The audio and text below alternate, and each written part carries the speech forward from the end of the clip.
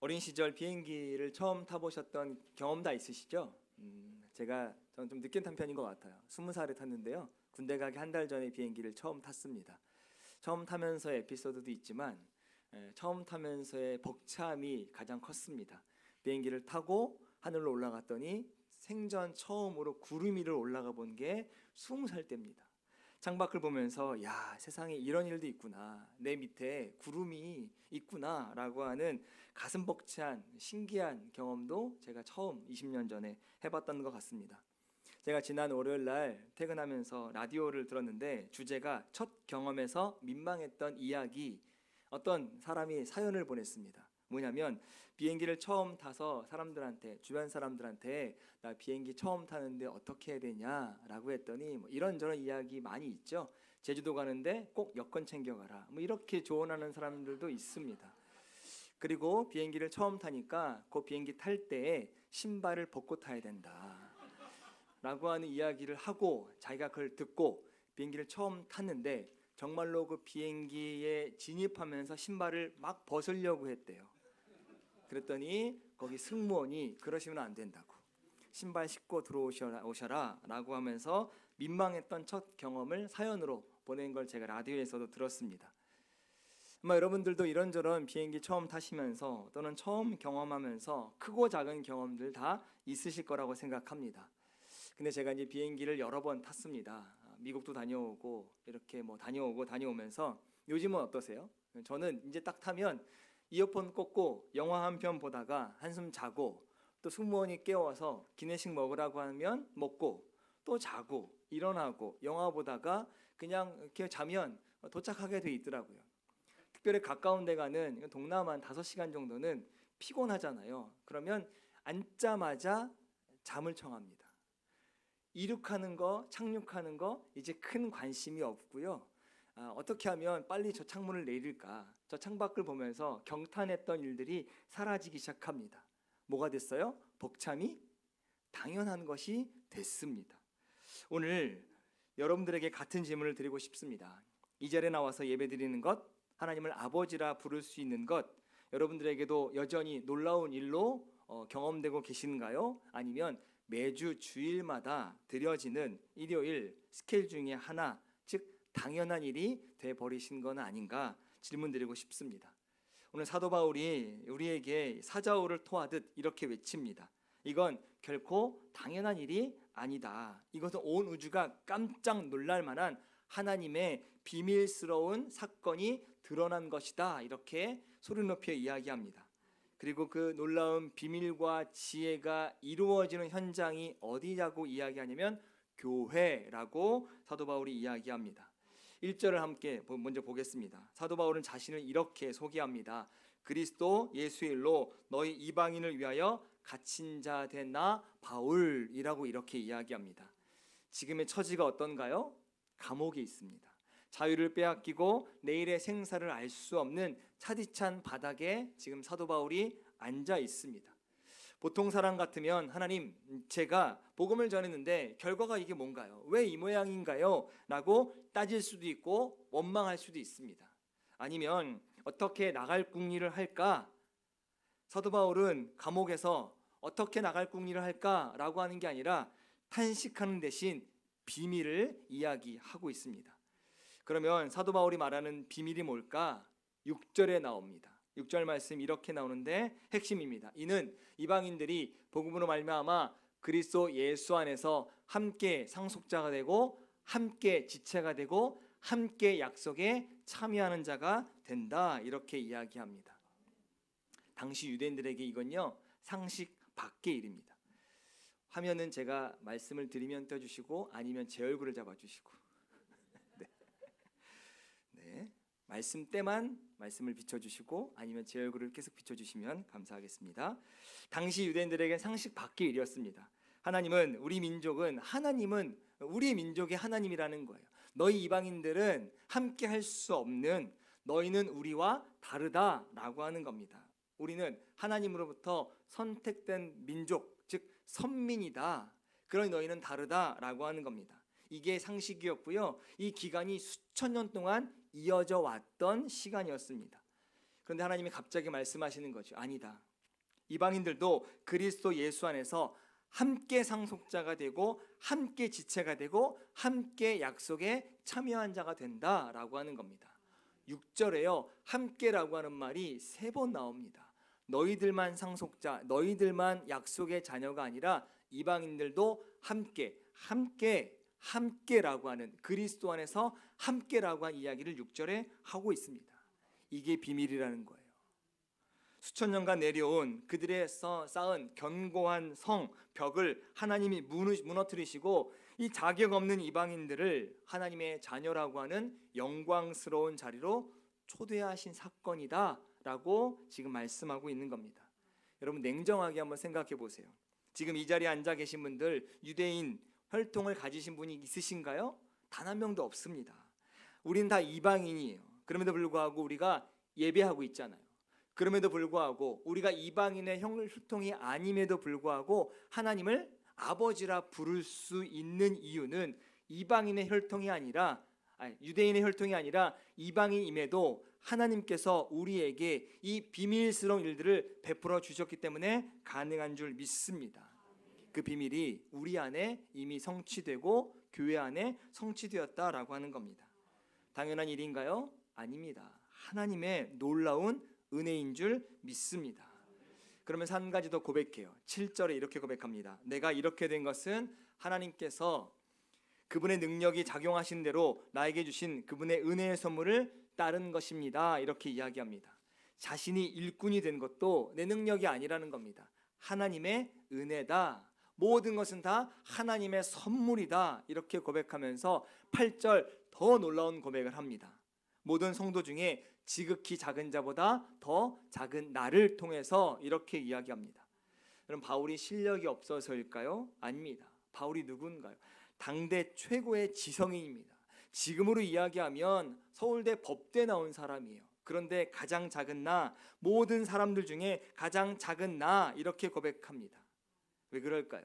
하나님의 은혜를 경험했던 사도 바울이기 때문입니다. 하나님의 은혜를 경험한 사람, 하나님의 은혜를 맛본 사람은 결코 교만할 수 없습니다.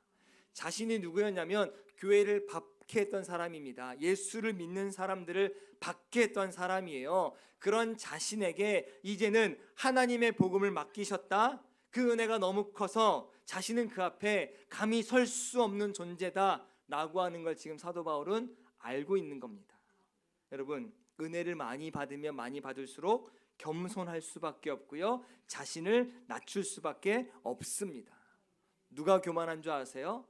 진짜 똑똑한 사람은 교만하지 않습니다. 누가 교만하냐면 조금 하나님의 은혜를 경험한 사람, 조금 하나님의 은혜를 얇게 경험한 사람이 교만하게 되어져 있습니다.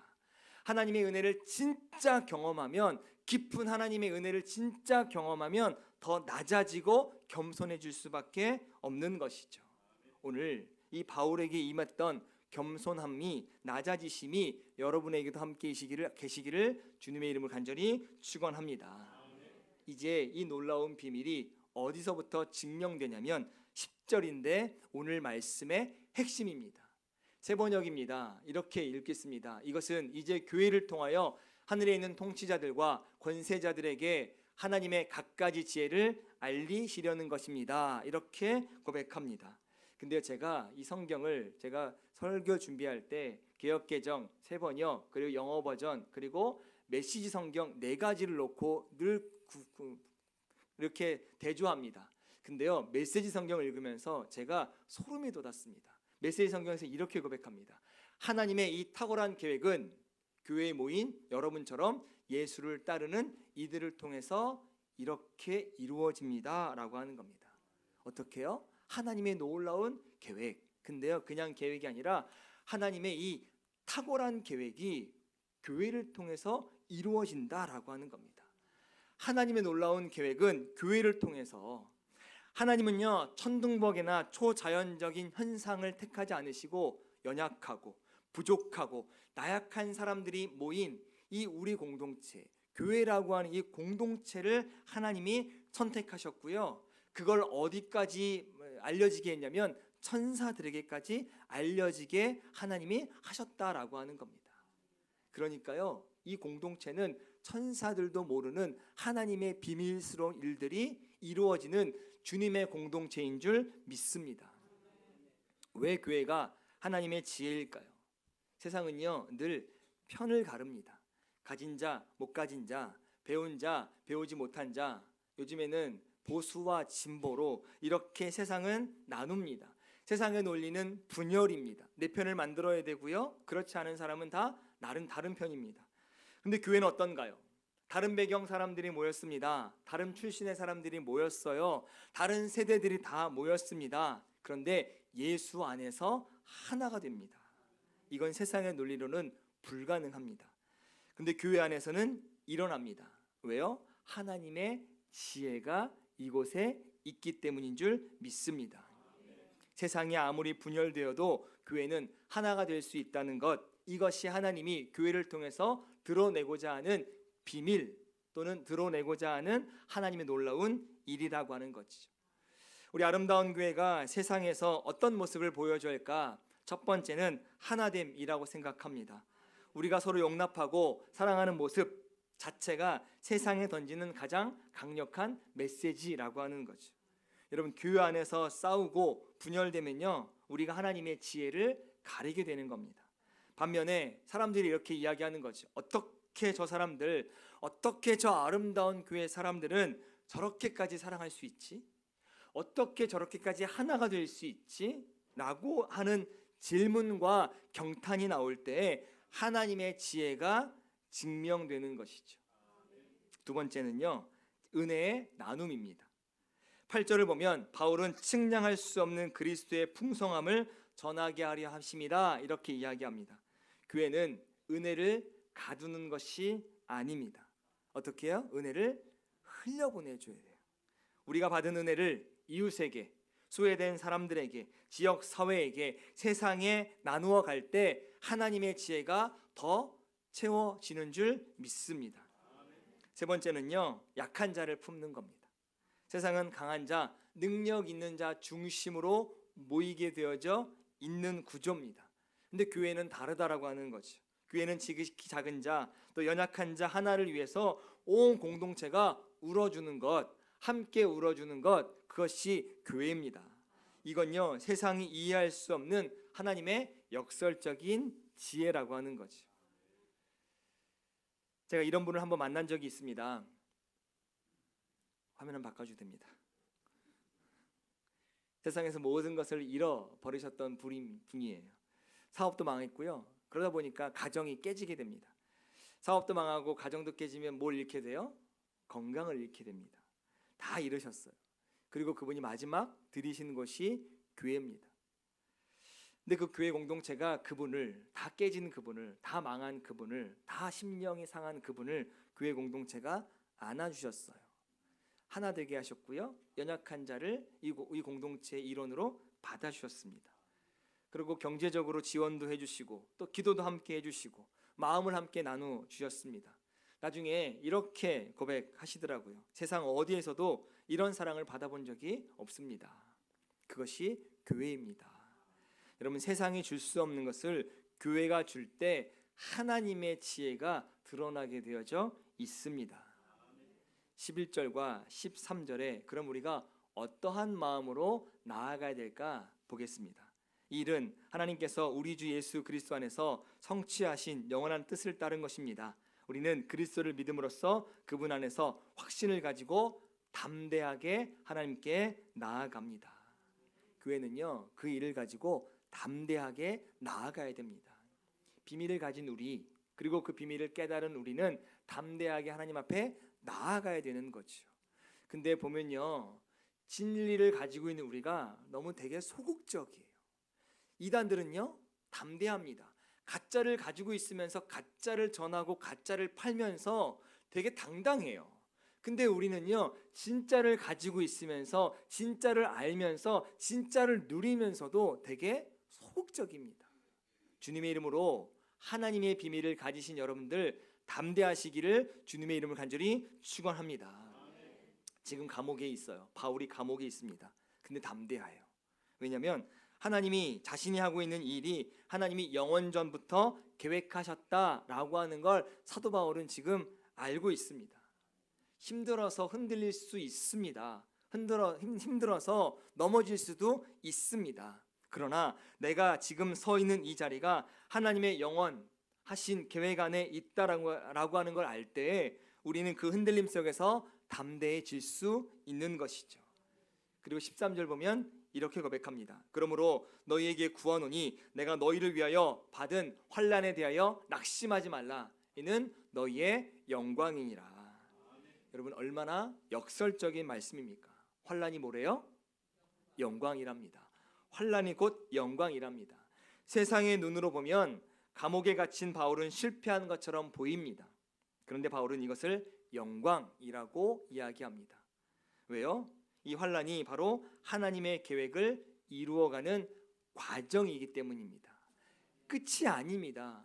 결론이 아니에요. 지금 감옥에 있지만 감옥에서 죽지 않는다라고 하는 것, 아니 내가 죽는 한이 있어도 이 복음은 끝나지 않는다라고 하는 것, 하나님의 놀라운 계획은 끝까지 이루어진다라고 하는 건 사도 바울은 알고 있었습니다. 내 목숨이 다해도 구원의 역사는 이루어진다. 내가 아니어도 하나님의 놀라운 계획을 이루실 거다라고 하는 겁니다. 그러니 잠깐의 돌부리에 넘어졌다고 해서 이 영광이 끝나지 않는다. 내가 지금 비록 감옥에 갇혀 있지만 하나님의 놀라운 계획은 분명히 조금씩 그러나 천천히 이루어질 거다라고 하는 걸 사도 바울은 알고 있었습니다. 여러분, 지금 어려운 상황에 처해 계신 분들 계신가요? 아니면 지금 내 삶이 너무 힘들고 어렵다라고 하는 분들 계신가요? 바울이 오늘 여러분들에게 이렇게 말합니다. 낙심하지 마시기를 바랍니다. 하나님은요, 지금 그 순간에도, 그리고 지금 이 순간에도 하나님의 영원한 계획을 이루어 가고 계시는 줄 믿습니다. 그리고 그 계획 안에 여러분들이 함께 계시다라고 하는 거죠. 저는 가끔 이런 생각합니다. 우리가 살면서 이해가 안 되는 일들이 있습니다. 마치 퍼즐 한 조각 들고 이게 뭐지? 대체 이건 뭐야? 이 그림을 유추하실 수 있나요? 없습니다. 이해가 안 되는 것 같지만 조각 하나가 보면 무슨 그림인지 알 수 없습니다. 그런데 퍼즐이 다 완성되고 나면, 조각 전체 그림을 보고 나면 이 조각이 얼마나 중요한 조각인지를 우리가 알게 됩니다. 우리의 삶도 마찬가지입니다. 지금 당면에 있는 어려움, 지금 직면에 있는 고난을 들고 하나님 이게 뭡니까? 라고 하면 이해가 안 되지요. 근데요, 하나님께서 분명히 하나님의 계획 가운데 우리를 분명히 만들어 놓고 계시는 줄 믿습니다. 그리고 나서 돌아보면 지금의 퍼즐, 지금의 고난, 지금의 환난은 이래서 필요했구나. 이래서 하나님 나를 이 환난 가운데 두셨구나 라고 하는 걸 알게 된다라고 하는 겁니다. 지금 내가 겪는 일들 이해 안 될 수 있습니다. 그러나 하나님의 영원한 계획 안에서 이 모든 것이 아름다운 그림을 만들어 가고 있는 하나의 과정이라고 하는 거죠. 그래서 우리는 담대함으로 나아갈 수 있는 것입니다. 오늘 에베소 교회를 통해서 하나님의 지혜가 드러나고 또 우리의 삶에 하나님의 비밀이 드러나는데, 첫 번째는 이렇게 마지막 마무리합니다. 우리가 하나님의 백성이 된 것 당연한 일이 아니라 하나님의 놀라운 은혜였다라고 하는 겁니다. 수천 년 동안 감추었던 비밀이 그리스도 예수 안에서 드러났고요. 이방인들도 그 은혜 안에 들어가므로 우리도 하나님의 은혜 안에 들어가게 된 것입니다. 당연한 걸까요? 아닙니다. 놀라운 하나님의 은혜입니다. 그러면 뭐 하게 되면 감사하게 되어져 있습니다. 두 번째는 하나님의 교회를 통해서 놀라운 지혜를 하나님이 드러내신다라고 하는 거죠. 우리 교회가 서로 하나 되고 사랑하고 또 약한 자를 품어주고 세상과 심지어 하늘에 있는 천사들에게까지도 이 하나님의 지혜가 드러나는 교회가 됐으면 좋겠습니다.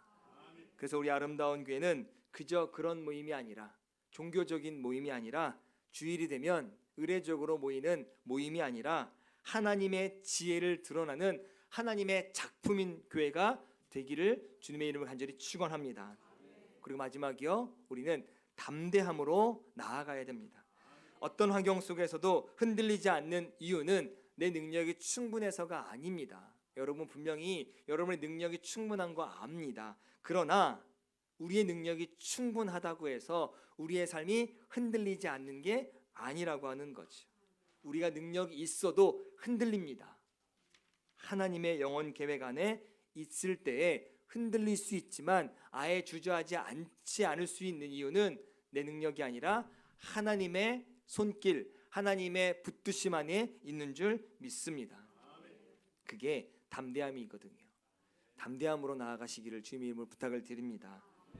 오늘 이 자리에 앉아 계신 여러분들 한 분 한 분이 하나님의 지혜를 드러내는 사람들입니다. 교회를 통해서도 하나님이 일하시지만 교회에 구성되어지는 여러분들 한 분 한 분을 통해서 하나님의 놀라운 지혜, 하나님의 놀라운 비밀이 담겨져 있는 여러분들이 교회거든요. 다 여러분들을 통해서 하나님의 지혜가 드러나게 될 줄 믿습니다. 여러분들이 직장에서 또 가정에서 이웃과의 관계에서 예수님의 닮을 삶을 살아갈 때에 여러분들 통해서 하나님의 각종 지혜가 드러나게 되는 줄 믿습니다. 저는 여러분들에게 한 가지를 기억하고 돌아가시기를 부탁을 드립니다. 나는 하나님의 지혜를 드러나는 사람이다. 따라해 볼까요? 나는 하나님의 지혜를 드러내는 사람이다. 여러분 안에 하나님의 놀라운 계획이 숨겨져 있고요. 그 비밀이 이미 다 드러나 있는 줄 믿습니다. 그리고 또 하나요. 우리 아름다운 교회는 하나님의 지혜를 드러내는 교회다. 하나님이 우리 교회를 통해서 하나님이 이 아름다운 교회에게 이미 예수 그리스도를 통해서 하나님의 놀라운 지혜를 보여주셨거든요. 이제는 우리가 그 지혜를 드러내기 위해서 하나가 돼야 되고 연약한 자를 품고 또 힘든 자와 함께 공동체 안에서 아름답게 만들어 나갈 때에 하나님의 지혜가 드러나게 되는 줄 믿습니다. 여러분 이게 우리의 정체성이고요. 우리 교회의 사명입니다. 우리 말씀을 가슴에 품고 돌아가시는 우리 모두가 일상에서 하나님의 지혜를 드러내시기를 주님의 이름으로 간절히 축원합니다.